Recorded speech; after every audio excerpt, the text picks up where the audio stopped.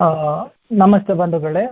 Doctor A V Baliga ಸ್ಮಾರಕ ಆಸ್ಪತ್ರೆ ಉಡುಪಿ ಹಾಗೂ ಕಮಲೆ ಬಾಳಿಗ ಚಾರಿಟಬಲ್ ಟ್ರಸ್ಟ್ ಮುಂಬೈ ಇದರ ಸಂಯುಕ್ತ ಆಶ್ರಯದಲ್ಲಿ ನಡೀತಾ ಇರತಕ್ಕಂತಹ ಮದ್ಯ ಮತ್ತು ಮಾದಕ ದ್ರವ್ಯ ವ್ಯಸನದ ವಿರುದ್ಧ ನೇರ ಫೋನ್ ಇನ್ ಕಾರ್ಯಕ್ರಮದ 14ನೇ ಕಂತಿಗೆ ನಿಮ್ಗೆಲ್ಲರಿಗೂ ಆತ್ಮೀಯವಾದ ಸ್ವಾಗತ.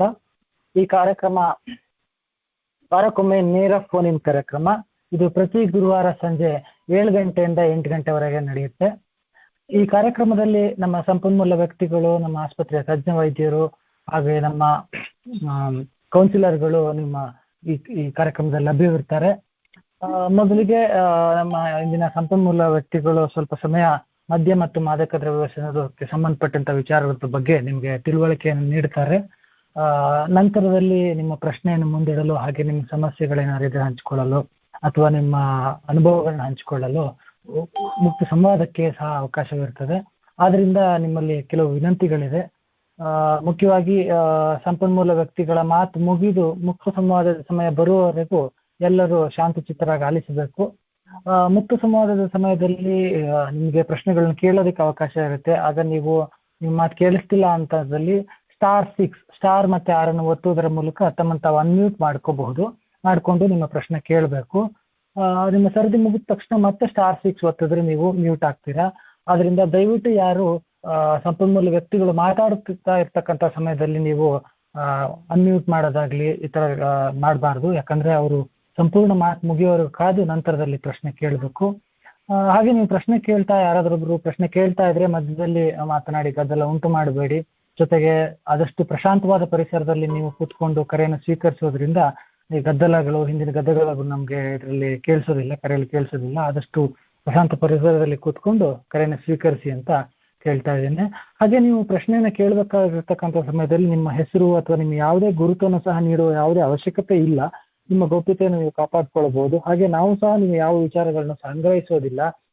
ಅದರಿಂದ ನಿಮ್ಗೆ ಯಾವುದೇ ಮುಜುಗರ ಇಲ್ಲದೆ ನೀವು ನಿಮ್ಮ ಹೆಸರನ್ನ ಹೇಳಕ್ ಬಯಸ್ತೀರಾ ಅಂದ್ರೆ ಮಾತ್ರ ಹೇಳ್ಬೋದು ಹೊರತು ನಿಮ್ಗೆ ಪ್ರಶ್ನೆ ಕೇಳೋದಕ್ಕೆ ನಿಮ್ಮ ಹೆಸರು ಹೇಳ್ಬೇಕಾದ ಯಾವುದೇ ಅವಶ್ಯಕತೆ ಇರೋದಿಲ್ಲ. ಇನ್ನು ನಮ್ಗೆ ಈಗಾಗಲೇ ಸಮಯ ಶುರುವಾಗಿದೆ ಬಂಧುಗಳೇ. ಆದ್ರಿಂದ ಈ ಕಾರ್ಯಕ್ರಮವನ್ನು ಶುರು ಮಾಡ್ತಕ್ಕಂಥ ಸಮಯ. ನಮ್ಮ ಇವತ್ತಿನ ಈ ಸಂಪನ್ಮೂಲ ವ್ಯಕ್ತಿಗಳಾಗಿ ಡಾಕ್ಟರ್ ಕಾವ್ಯ ಅವರು ಬಂದಿದ್ದಾರೆ. ಇವರು ನಮ್ಮ ಡಾಕ್ಟರ್ ಎ ವಿ ಬಾಳಿಗ ಸ್ಮಾರಕ ಆಸ್ಪತ್ರೆಯಲ್ಲಿ ವೈದ್ಯರಾಗಿದ್ದಾರೆ. ಇವರಿಗೆ ಈ ಕಾರ್ಯಕ್ರಮಕ್ಕೆ ಸ್ವಾಗತವನ್ನು ಬಯಸ್ತೇನೆ. ಇವರು ಇವತ್ತು ಮದ್ಯವ್ಯಸನ ವಿಮುಕ್ತಿ ಜೀವನ ಶೈಲಿಯ ನಿರ್ವಹಣೆ ಎಂಬ ವಿಚಾರದ ಕುರಿತು ನಮ್ಮೊಡನೆ ಮಾತನಾಡಲಿದ್ದಾರೆ. ಇವರಿಗೆ ಈ ಕಾರ್ಯಕ್ರಮಕ್ಕೆ ಸ್ವಾಗತ. ಮೇಡಮ್, ನೀವು *6 ಒತ್ತಿ ಅನ್ಮ್ಯೂಟ್ ಮಾಡಿಕೊಂಡು ಮಾತಾಡ್ಬೋದು. ಶುರು ಮಾಡ್ತಾರೆ. ಎಲ್ಲರಿಗೂ ನಮಸ್ಕಾರ. ಮೊದಲಿಗೆ ಸಚಿನ್ ಅವರಿಗೆ ಧನ್ಯವಾದಗಳು ನನಗೆ ಪರಿಚಯ ಮಾಡಿದಕ್ಕೆ ಹಾಗೂ ಸ್ವಾಗತಿಸಿದ್ದಕ್ಕೆ. ಮತ್ತು ಇವತ್ತು ನನಗೆ ಈ ಅವಕಾಶವನ್ನು ಒದಗಿಸಿಕೊಟ್ಟ ಎ ವಿ ಬಾಳಿಗದ ಮ್ಯಾನೇಜ್ಮೆಂಟ್ ಹಾಗೂ ಎಲ್ಲ ಸ್ಟಾಫ್ಗಳಿಗೆ ಧನ್ಯವಾದಗಳು.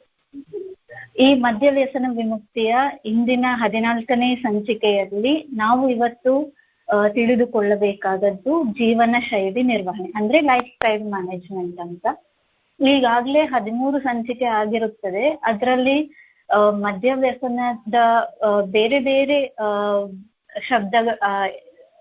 ಇದು ಟಾಪಿಕ್ಸ್ ಬಗ್ಗೆ ನೀವು ತಿಳ್ಕೊಂಡಿರ್ತೀರಿ.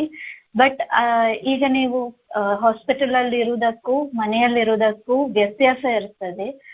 ಹಾಗೆ ಇರುವಾಗ ನಿಮ್ಮ ಡೈಲಿ ರೂಟೀನ್ ಅಲ್ಲಿ, ನಿಮ್ಮ ದಿನನಿತ್ಯದಲ್ಲಿ ಏನೆಲ್ಲ ಮಾಡಬಹುದು ಮತ್ತೆ ಅದನ್ನ ಹೇಗೆ ಮುಂದುವರಿಸಬಹುದು, ಅದರಿಂದಾಗಿ ಏನೆಲ್ಲ ಲಾಭ ಇರ್ತದೆ ಅದನ್ನು ಇವತ್ತು ನೋಡುವ. ಮೊದಲಿಗೆ ಆರೋಗ್ಯ ಅಂತ ಹೇಳಿದ್ರೆ ಎಲ್ಲರಿಗೆ ಕೇವಲ ದೈಹಿಕ ಆರೋಗ್ಯ ಮಾತ್ರ ನೆನಪಿಗೆ ಬರುವಂತದ್ದು.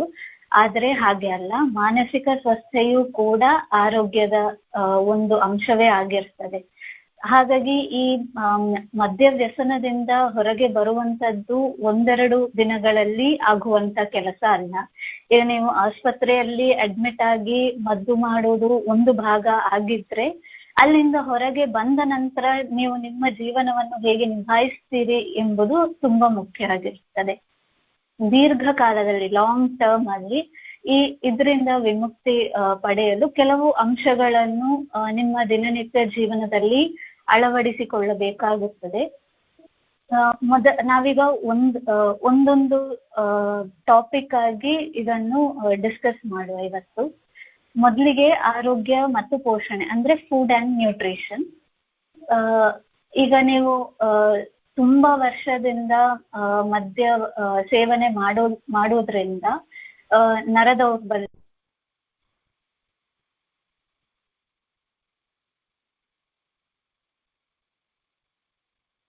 ಇದನ್ನು ನೀವು ವೈದ್ಯರು ಸಹ ನಿಮಗೆ ಇದನ್ನು ಆಲ್ರೆಡಿ ತಿಳಿಸಿರುತ್ತಾರೆ, ಹಾಗೂ ಅದಕ್ಕೆ ಬೇಕಾದ ಔಷಧಿಗಳನ್ನು ಸಹ ಕೊಟ್ಟಿರುತ್ತಾರೆ.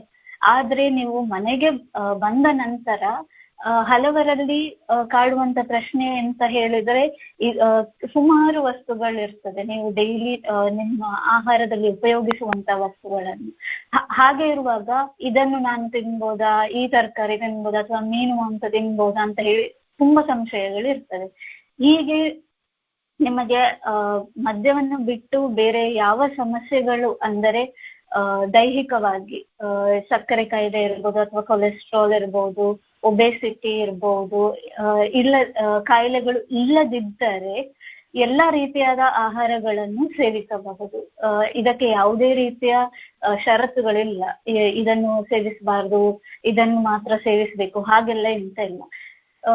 ಎಲ್ಲವನ್ನು ಸೇವಿಸಬಹುದು ಅಂತ ಹೇಳಿ ನೀವು ಹೊರಗಿನ ಆಹಾರಗಳನ್ನು ಅಂದ್ರೆ ಜಂಕ್ ಫುಡ್ಸ್ ಅಂತ ಹೇಳ್ತೇವೆ, ಅದನ್ನು ಸೇವಿಸುವುದಲ್ಲ. ಮನೆಯಲ್ಲಿ ಮಾಡಿದಂತಹ ಆರೋಗ್ಯಕರವಾದ, ಹಿತವಾದ, ಮಿತವಾದ ಆಹಾರವನ್ನು ಸೇವಿಸುವುದು ಉತ್ತಮ. ಯಾವತ್ತಾದ್ರೂ ಒಮ್ಮೆ ಲೈಕ್ ಒಂದು 15 ದಿವಸಗಳಿಗೆ ಒಮ್ಮೆ ನೀವು ಹೊರಗಿನ ಫುಡ್ ತಕೊಳ್ಬಹುದು, ಅದರಲ್ಲಿ ತೊಂದರೆ ಇಲ್ಲ. ಆದರೆ ಅದನ್ನೇ ಒಂದು ಅಭ್ಯಾಸವನ್ನಾಗಿ ಮಾಡಬೇಡಿ. ಆಲ್ರೆಡಿ ಈ ಮದ್ಯಪಾನದಿಂದ ನಿಮ್ಗೆ ನರಗಳೆಲ್ಲ ವೀಕ್ ಆಗಿರ್ತದೆ, ಕೈಕಾಲು ಸೆಳೆತ ಇದೆಲ್ಲ ಇರ್ತದೆ. ಹಾಗಾಗಿ ಮನೆಯಲ್ಲಿ ಮಾಡಿದಂತಹ ಆಹಾರವನ್ನು ಸೇವಿಸುವುದು ದೇಹದಲ್ಲಿ ಥೈಮಿನ್ ಅಥವಾ ವಿಟಮಿನ್ B12 ಎಂಬ ಅಂಶ ಕಡಿಮೆ ಆಗುತ್ತದೆ.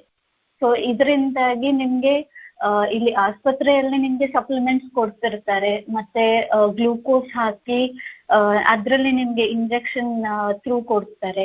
ಆದ್ರೆ ಮನೆಗೆ ಹೋದ ನಂತರ ನಿಮ್ಗೆ ಕೆಲವು ಕಾಲ ಆ ಔಷಧಿ ಇರ್ತದೆ, ಬಟ್ ಅದನ್ನೇ ಕಂಟಿನ್ಯೂ ಮಾಡ್ತಾ ಇರುವಾಗ ಅದರೊಟ್ಟಿಗೆಯೇ ನೀವು ನಿಮ್ಮ ಆಹಾರದಲ್ಲಿ ಸಹ ಈ ಅಂಶವಿರುವಂತಹ ಆಹಾರವನ್ನು ಸೇರಿಸ್ಕೊಳ್ಬೇಕು ದಿನನಿತ್ಯದಲ್ಲಿ.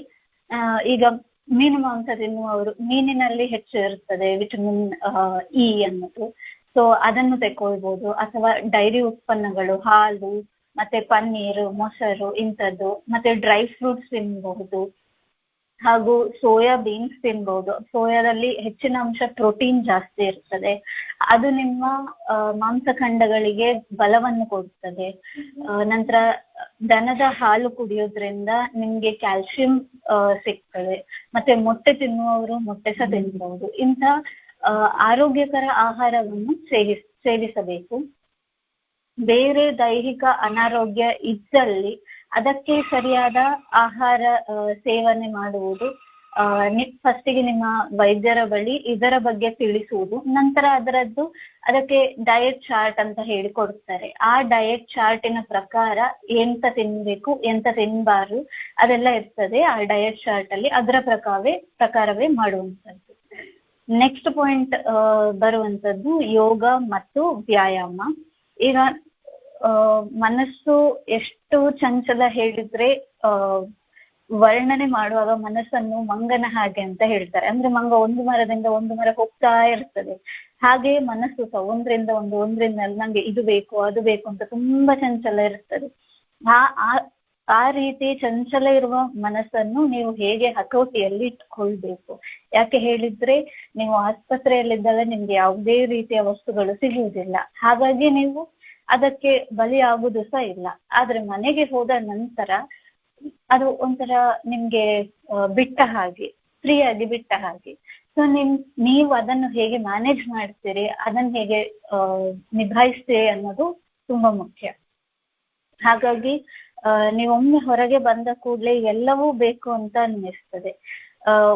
ಅದರ ಒಟ್ಟಿಗೆ ಒಂದು ಕಡೆ ಮದ್ಯಪಾನದ ಮೇಲೆ ಆಸೆ ಜಾಸ್ತಿ ಆಗ್ತದೆ, ಮತ್ತೊಂದು ಕಡೆ ನಿಮ್ಗೆ ಆತಂಕವು ಅಥವಾ ಭಯ ಭಯ ಉಂಟಾಗುತ್ತದೆ.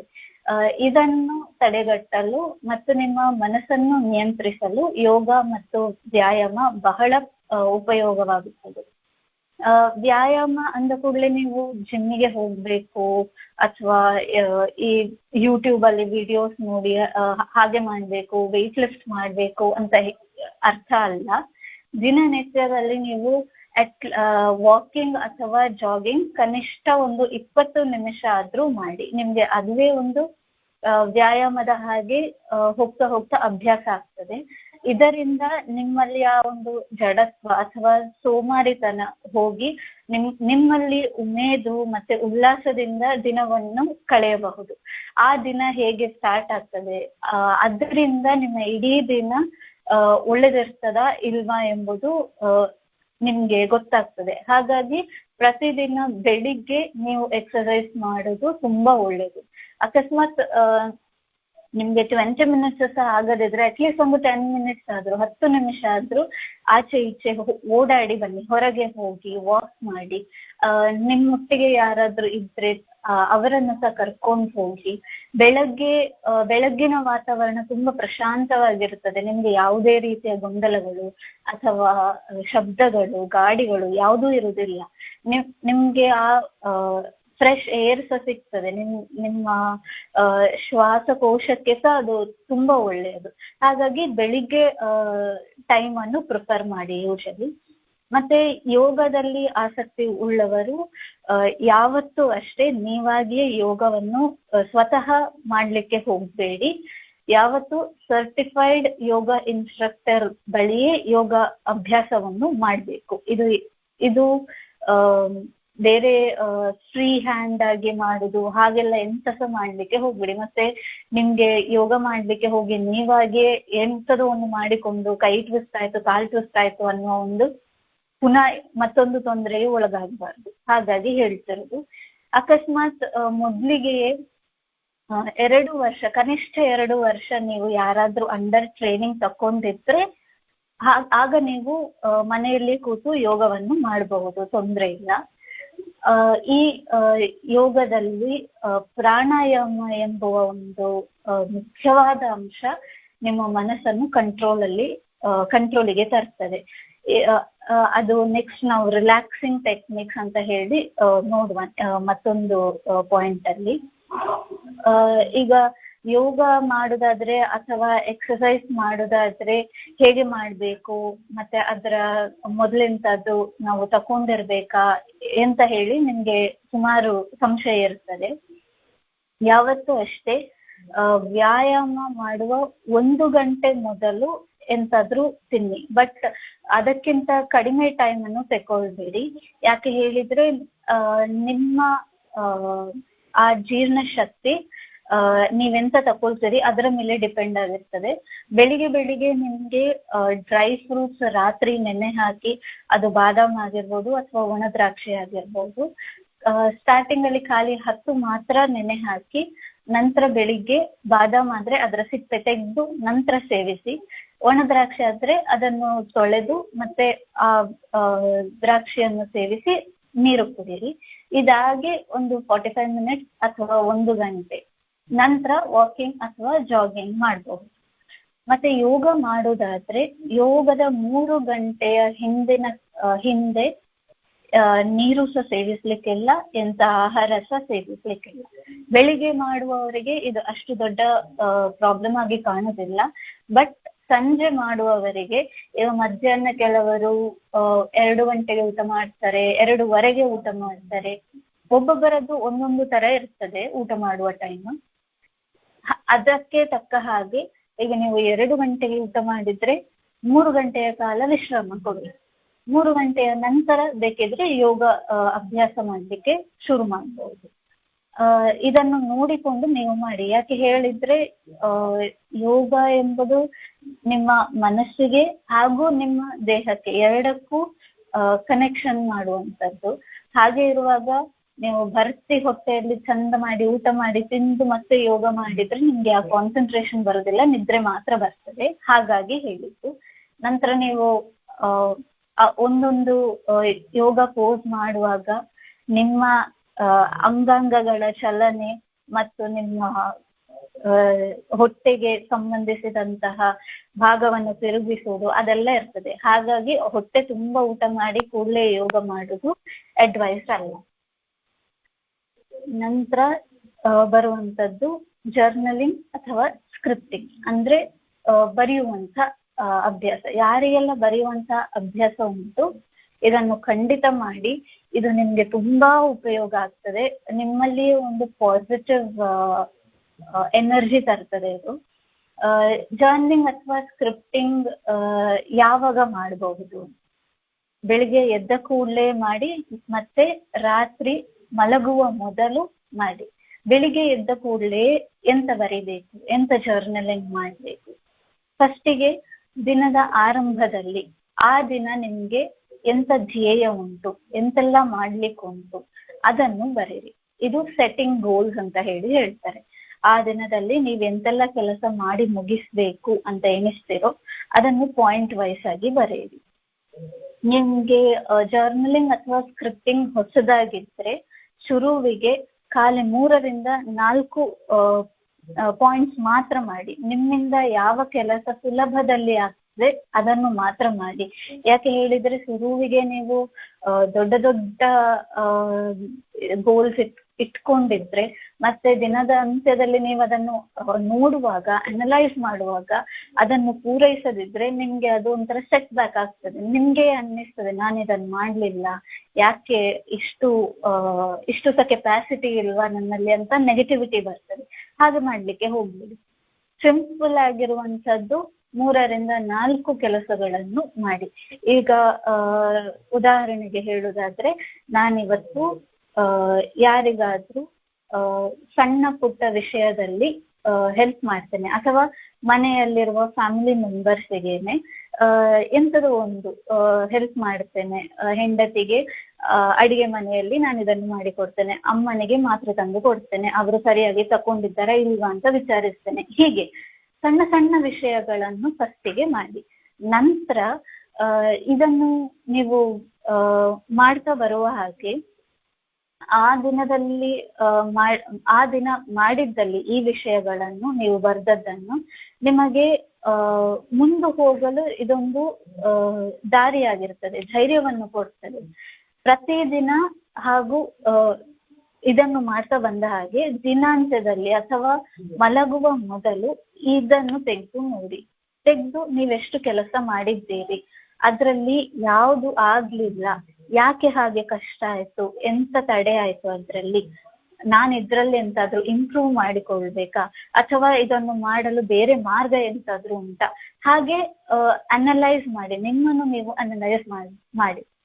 ಬೇರೆಯವರಿಗೆ ನೀವು ನಿಮ್ಮನ್ನು ಅನಲೈಸ್ ಮಾಡುವ ಚಾನ್ಸ್ ಕೊಡುವುದಕ್ಕಿಂತ ನೀವು ನಿಮ್ಮನ್ನು ಅನಲೈಸ್ ಮಾಡಿಕೊಂಡು ನಿಮ್ಮನ್ನೇ ನೀವು ತಿದ್ದಿಕೊಳ್ಳಿ. ಆಗ ನಿಮ್ಗೆ ಆ ಒಂದು ಜೀವನದಲ್ಲಿ ಒಂದು ಗುರಿ ಎಂಬುದು ಇರ್ತದೆ, ಮುಂದೆ ಹೋಗ್ಲಿಕ್ಕೆ ಸುಲಭ ಆಗ್ತದೆ. ಸೊ ಮೊದಲಿನ ದಿನ ನೀವು 3 ಕೆಲಸ ಏನೋ ಸೆಟ್ ಮಾಡಿರ್ತೀರಿ. ಅದರಲ್ಲಿ ಎಲ್ಲಾ 3 ಸಾಧಿಸಲು ಆಗದಿದ್ದರೆ ತೊಂದ್ರೆ ಇಲ್ಲ, 2 ಸಾಧಿಸಿದ್ರ ಗ್ರೇಟ್, ಒಂದೇ ಒಂದು ಸಾಧಿಸಿದ್ರ ಸ್ಟಿಲ್ ಗ್ರೇಟ್. ಯಾಕೆ ಹೇಳಿದ್ರೆ ನೀವು ಇದು ಫಸ್ಟ್ ಟೈಮ್ ಮಾಡ್ತಿದ್ದೀರಿ. ಅದರಲ್ಲಿ ನೀವು ಎಲ್ಲಾ 3 ನಾನು ಫಸ್ಟ್ ಟೈಮ್ ಮಾಡ್ಬೇಕು ಅಂತ ಹೇಳಿ ಕೂತ್ರೆ ಅದು ಎಲ್ಲರಿಂದಲೂ ಆಗುವಂಥದ್ದಲ್ಲ. ಯಾಕೆ ಹೇಳಿದ್ರೆ ಒಬ್ಬೊಬ್ಬರಿಗೆ ಅವರದ್ದೇ ಆದಂತಹ ಕೆಪಾಸಿಟಿ ಇರುತ್ತದೆ. ನೀವು ಒಂದನ್ನು ಸಾಧಿಸಿದ್ದು ಖುಷಿ ಪಡ್ಬೇಕು. ಸೊ ಸಣ್ಣ ಸಣ್ಣ ವಿಷಯದಲ್ಲಿ ಖುಷಿ ಪಡೋದು ಅಂದ್ರೆ ಇದೆ. ಒಂದು ಕೆಲಸ ಮಾಡಿದ್ರಿ, ಖುಷಿ ಆಯ್ತು, ಮರು ದಿವಸ ಹಾಗೆ ಇನ್ನೊಂದು ಗೋಲ್ಸ್ ಸಹ ಸೆಟ್ ಮಾಡಿ. ಹೀಗೆ ದಿನ ಇದೇ ರೀತಿ ಮಾಡಿ. ನೀವು ಒಂದೇ ಒಂದು ಮಾಡಿದ್ದೇನೆ ನಾನು ಯಾಕೆ ಪುನಃ ಇದನ್ನು ಮುಂದುವರಿಬೇಕು ಅಂತ ಹೇಳಿ ಬಿಡ್ಲಿಕ್ಕೆ ಹೋಗ್ಬೇಡಿ. ಯಾವುದೇ ಕಾರಣಕ್ಕೂ ಇದನ್ನು ನಿಲ್ಲಿಸ್ಲಿಕ್ಕೆ ಹೋಗ್ಬೇಡಿ. ಸೊ ನೀವು ಹೀಗೆ ದಿನ ಮಾಡೋದ್ರಿಂದ ನಿಮ್ಗೆ ಗೊತ್ತಿಲ್ಲದೆಯೇ ನಿಮ್ಮಲ್ಲಿ ಒಂದು ಶಿಸ್ತು ಬೆಳೀತದೆ. ಇದು ಈ ಶಿಸ್ತು ಖಾಲಿ ಆ ದಿನಕ್ಕೆ ಮಾತ್ರ ಅಲ್ಲ, ಅಭ್ಯಾಸ ಮಾಡ್ತಾ ಮಾಡ್ತಾ ಅದು ನಿಮ್ಮ ಜೀವನದ ಒಂದು ಅಂಗವೇ ಆಗಿ ಹೋಗ್ತದೆ. ಆಗ ನಿಮ್ಗೆ ಗೊತ್ತಿಲ್ಲದೆಯೇ ನೀವು ನಿಮ್ಮ ಕ್ಯಾರೆಕ್ಟರೇ ಚೇಂಜ್ ಆಗ್ಬೋದು. ನೀವು ಮತ್ತೆ ಬೇಕಿದ್ರೆ ನಿಮ್ಮನ್ನು ಅನಲೈಸ್ ಮಾಡಿಕೊಳ್ಬಹುದು, ನಾನು ಮೊದಲು ಹೇಗಿದ್ದೆ ಈಗ ಹೇಗೆ ಆಗಿದ್ದೇನೆ. ಪ್ರತಿಯೊಂದು ಸಿಸ್ಟಮ್ಯಾಟಿಕ್ ಆಗಿ ತಕೊಂಡು ಹೋಗ್ತೀರಿ ಲೈಫಲ್ಲಿ.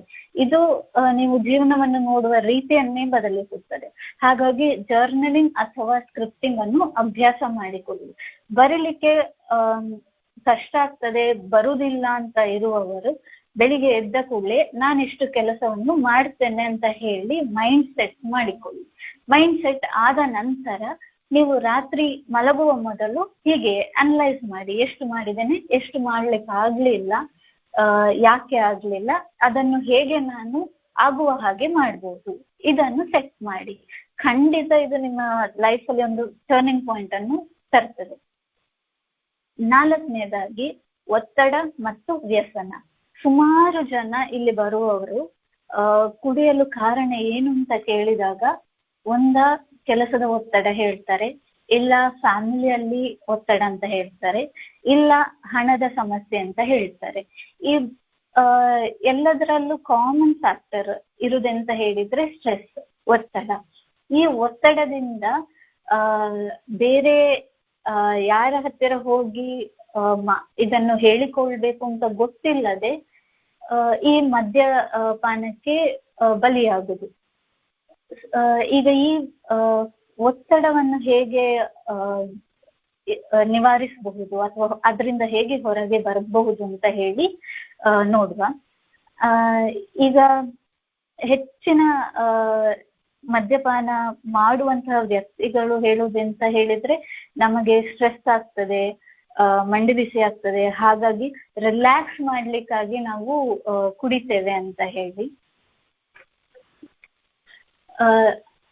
ಆದ್ರೆ ವಾಸ್ತವವಾಗಿ ನೋಡೋದಾದ್ರೆ ಕುಡಿಯುವುದರಿಂದ ಒತ್ತಡ ಇನ್ನೂ ಜಾಸ್ತಿ ಆಗ್ತದೆ ಹಾಗೂ ಹಲವಾರು ತೊಂದರೆಗಳು ಅದರಿಂದ ಉಂಟಾಗ್ತದೆ ಹೊರತು ಅದು ನಿಮ್ಗೆ ಒಂದು ಮಾರ್ಗವಾಗಿ ತೋರಿ ಬರುವುದಿಲ್ಲ.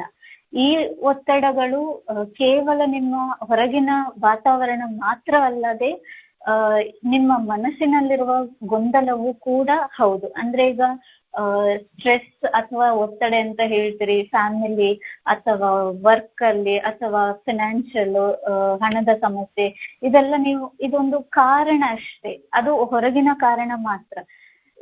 ಈಗ ಕುಡಿಲಿಕ್ಕೆ ಕಾರಣ ಹೊರಗಿನ ಕಾರಣ ಮಾತ್ರ ಅಲ್ಲ, ನಿಮ್ಮ ಒಳಗೆ ಸಹ ಎಷ್ಟೋ ಗೊಂದಲಗಳಿರ್ತದೆ. ಅದನ್ನು ನಿವಾರಣೆ ಮಾಡ್ಲಿಕ್ಕಾಗದೆ ಹೀಗೆ ಕುಡಿಯುವ ಅಭ್ಯಾಸ ಬೆಳೀತದೆ. ಹಾಗಾಗಿ ನೀವು ಹೊರಗಿನದ್ದು ಒಳಗಿನದ್ದು ಎರಡೂ ಒತ್ತಡಗಳನ್ನು ಹೇಗೆ ಮ್ಯಾನೇಜ್ ಮಾಡಬೇಕು ಅದನ್ನು ಕಲಿಬೇಕು. ಈಗ ಈ ವಿಷಯಗಳನ್ನು ನಾವು ಟ್ರಿಗರ್ಸ್ ಅಂತ ಹೇಳ್ತೇವೆ. ಅಂದ್ರೆ ಯಾವ ವಿಷಯ ನಿಮ್ಗೆ ಕುಡಿಲಿಕ್ಕೆ ಪ್ರೇರೇಪಿಸುತ್ತದೆ ಅದನ್ನು ಟ್ರಿಗರ್ಸ್ ಅಂತ ಹೇಳ್ತೇವೆ. ಅದನ್ನು ಕಂಡು ಹಿಡಿದು ಹೇಗೆ ಅದನ್ನು ನಿಭಾಯಿಸೋದು ಅಂತ ಹೇಳುದು ತುಂಬಾ ಪ್ರಮುಖವಾದ ಅಂಶ. ಯಾಕೆ ಹೇಳಿದ್ರೆ ಸುಮಾರು ಜನ ಫಸ್ಟಿಗೆ ಬರ್ತಾರೆ, ಔಷಧಿ ಎಲ್ಲ ಮಾಡಿಕೊಂಡು ಹೋಗ್ತಾರೆ, ನಂತರ 1-6 ತಿಂಗಳು ಸಮಯ ಬಿಟ್ಟಿರ್ತಾರೆ, ಪುನಃ ಅದು ಯಾಕೆ ಶುರುವಾಯ್ತು ಹೇಳಿದ್ರೆ ನಂಗೆ ಹೀಗೆ ಆಯ್ತು, ಹಾಗಾಗಿ ನಾನು ಕುಡಿಲಿಕ್ಕೆ ಹೋದೆ ಹೇಳ್ತಾರೆ. ಅಕಸ್ಮಾತ್ ಆ ವ್ಯಕ್ತಿ ಆ ವಿಷಯವನ್ನು ಹೇಗೆ ಮ್ಯಾನೇಜ್ ಮಾಡೋದು ಅಂತ ಹೇಳಿ ಕಲಿತಿದ್ರೆ ಇದು ಪುನಃ ರಿಲ್ಯಾಕ್ಸ್ ಎಂಬುದು ಆಗ್ತಿರ್ಲಿಲ್ಲ. ಹಾಗಾಗಿ ಕೆಲವರಿಗೆ ಮನೆಯಲ್ಲಿ ಆಗ್ಲಿ, ಕೆಲವರಿಗೆ ಕೆಲಸ ಮಾಡುವ ಸ್ಥಳದಲ್ಲಿ, ಹೀಗೆ ಬೇರೆ ಬೇರೆ ರೀತಿಯಲ್ಲಿ ಒತ್ತಡವಿರುತ್ತದೆ. ಇದರಿಂದ ಹೊರಗೆ ಬರಲು ನೀವು ಫಸ್ಟಿಗೆ ವೈದ್ಯರನ್ನು ಭೇಟಿ ಮಾಡಿ ಅದಕ್ಕೆ ಸೂಕ್ತವಾದ ಮಾರ್ಗವನ್ನು ಪಡೆಯಿರಿ. ಕೌನ್ಸಿಲಿಂಗ್ ಸೆಷನ್ಸ್ ಇರ್ತದೆ, ಅದನ್ನು ಅಟೆಂಡ್ ಮಾಡಿ. ನಿಮಗೆ ಆಗ ಹಲವಾರು ಆಪ್ಷನ್ಸ್ ಸಿಗುತ್ತದೆ. ಈಗ ಕೌನ್ಸಿಲರ್ಸ್ ಅನ್ನೋರು ಕೆಲವರಿಗೆ ತಲೆಯಲ್ಲಿರ್ತದೆ, ಕೌನ್ಸಿಲರ್ಸ್ ಖಾಲಿ ಮಾತಾಡ್ತಾ ಹೋಗ್ತಾರೆ, ಎಂತ ಪ್ರಯೋಜನ ಇಲ್ಲ ಅಂತ. ಇಲ್ಲ, ಬಟ್ ನೀವು ಎಂತ ಸಂಕೋಚ ಇಲ್ಲದೆ ನಿಮ್ಮಲ್ಲಿ ಆಗುತ್ತಿರುವಂತಹ ತೊಂದರೆ ಅಥವಾ ಗೊಂದಲಗಳನ್ನು ಅವರಲ್ಲಿ ಮನ ಬಿಟ್ಟು ಮಾತಾಡಿದ್ರೆ, ಹೇಳಿದ್ರೆ ಅಲ್ಲಿಗೆ ಅರ್ಧಕ್ಕೆ ಅರ್ಧ 50% ನಿಮ್ಮ ಪ್ರಾಬ್ಲಮ್ ಅಲ್ಲಿಗೆ ಸಾಲ್ವ್ ಆಗ್ತದೆ. ಅದಾದ ನಂತರ ನಿಮ್ಗೆ ಇಷ್ಟು ಆಪ್ಷನ್ಸ್ ಅಂತ ಹೇಳಿ ಕೊಡ್ತಾರೆ, ನಿಮ್ಗೆ ಎಂತೆಂತ ಮಾಡ್ಬೋದು ಆ ಸಿಚುಯೇಷನ್ ಅಲ್ಲಿ ಅಂತ. ಆ ಆಪ್ಷನ್ಸ್ ಅಲ್ಲಿ ನೀವು ನಿಮ್ಗೆ ಯಾವ್ದು ಬೆಸ್ಟ್ ಅನ್ನಿಸ್ತದೆ, ನಿಮ್ಗೆ ಯಾವ್ದು ಸರಿ ಅನ್ನಿಸ್ತದೆ ಅದನ್ನು ನೀವು ತೆಗೆದುಕೊಳ್ಬೇಕು. ನೋಡಿ, ಇಲ್ಲಿ ಆಪ್ಷನ್ಸ್ ಅವರು ಕೊಡ್ತಾರೆ, ಬಟ್ ಡಿಸೈಡ್ ಮಾಡ್ಬೇಕಾಗಿರೋದು ನೀವು, ನಂಗೆ ಯಾವ್ದು ಸರಿ ಅಂತ. ಅಲ್ಲಿಗೆ ಡೆಸಿಷನ್ ಮೇಕಿಂಗ್ ಕೆಪಾಸಿಟಿ ಅಂದ್ರೆ ಒಂದು ಸಿಚುವೇಶನ್ ಅಲ್ಲಿ ಎಂತ ಮಾಡ್ಬೇಕು ಅನ್ನುವ ತೀರ್ಮಾನ ತೆಗೆದುಕೊಳ್ಳುವಂತಹ ಒಂದು ಕೆಪಾಸಿಟಿ ನಿಮ್ಮದಾಗಿರ್ತದೆ. ಅದನ್ನು ಸಹ ನೀವು ಬೆಳೆಸ್ಕೊಳ್ತೀರಿ. ಈಗ ನಿಮ್ಗೆ ಕೆಲಸದಲ್ಲಿ ಒತ್ತಡ ಅಂತ ಹೇಳಿ ನೀವು ಕಂಪನಿಯನ್ನು ಬದಲಾಯಿಸುವುದು ಅಥವಾ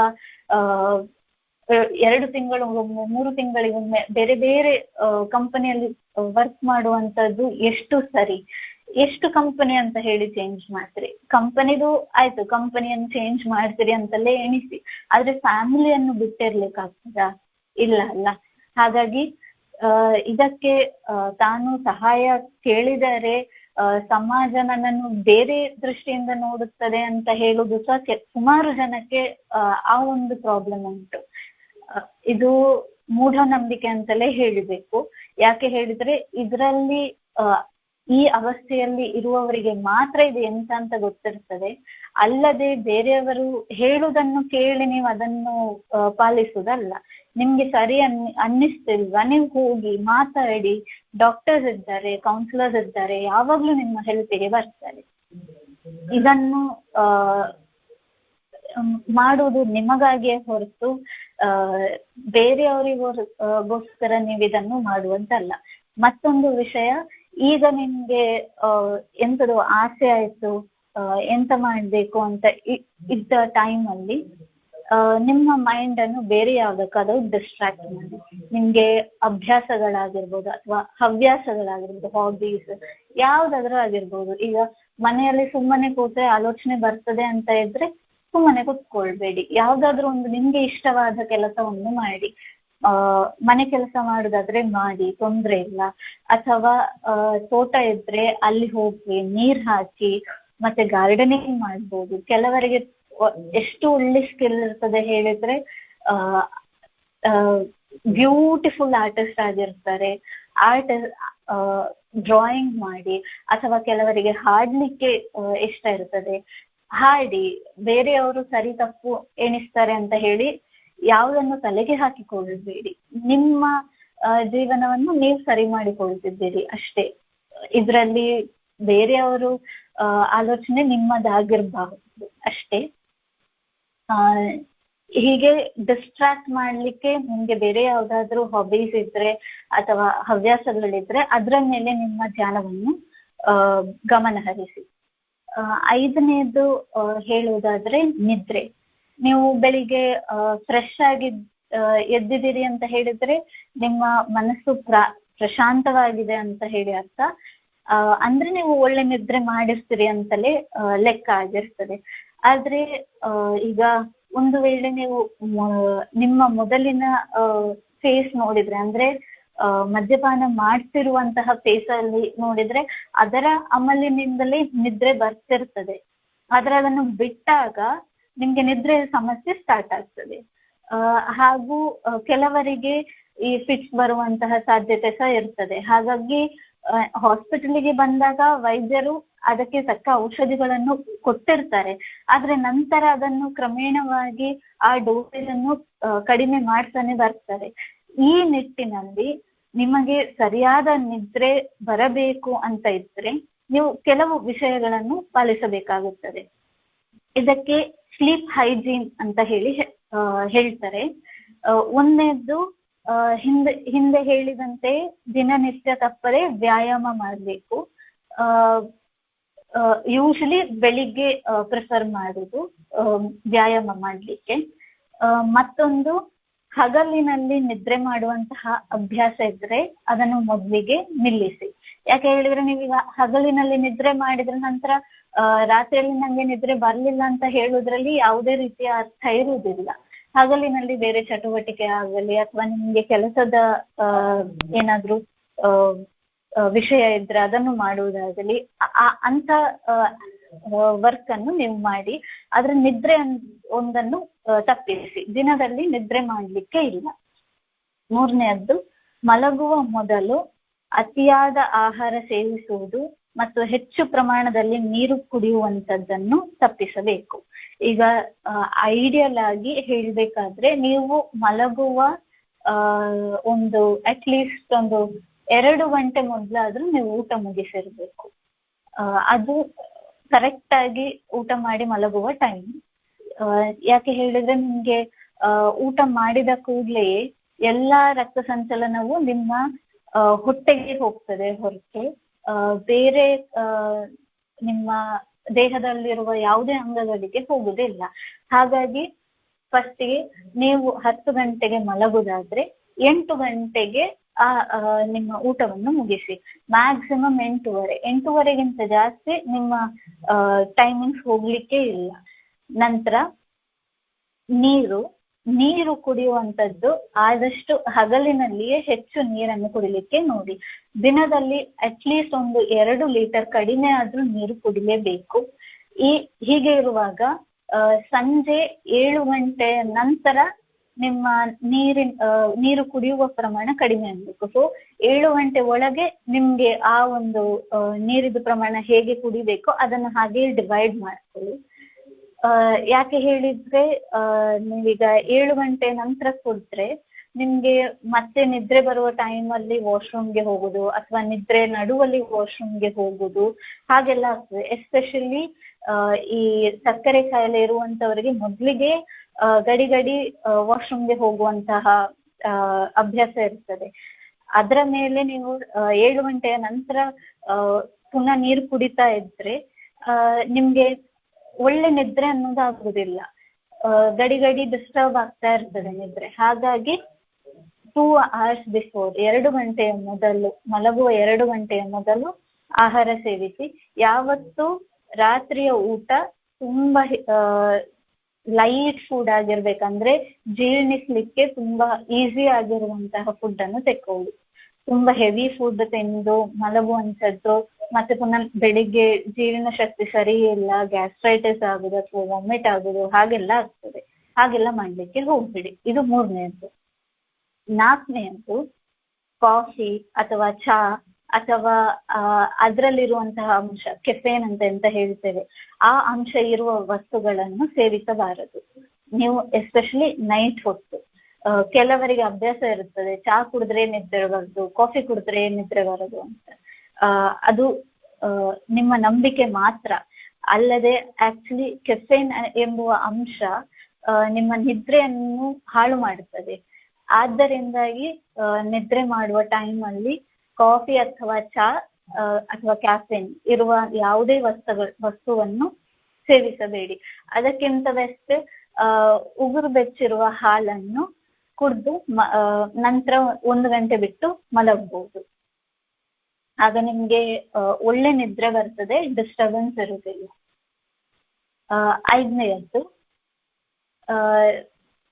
ನಿಮ್ಗೆ ಆಲ್ರೆಡಿ ಈ ಸಂಚಿಕೆಯಲ್ಲಿ ಎಲ್ಲ ಹೇಳಿದ ಹಾಗೆ ಮದ್ಯಪಾನಕ್ಕೆ ಫುಲ್ ಸ್ಟಾಪ್ ಇಡಬೇಕು, ಅದನ್ನು ತೆಕ್ಕೊಳ್ಳಿಕ್ಕೆ ಇಲ್ಲ. 6ನೇಯದ್ದು ಮಲಗಿದ್ದಲ್ಲಿ ಓದುವುದು ಅಥವಾ ಮೊಬೈಲ್ ನೋಡುವುದು ಅಥವಾ ಟಿವಿ ನೋಡುವುದು ಸೂಕ್ತವಲ್ಲ.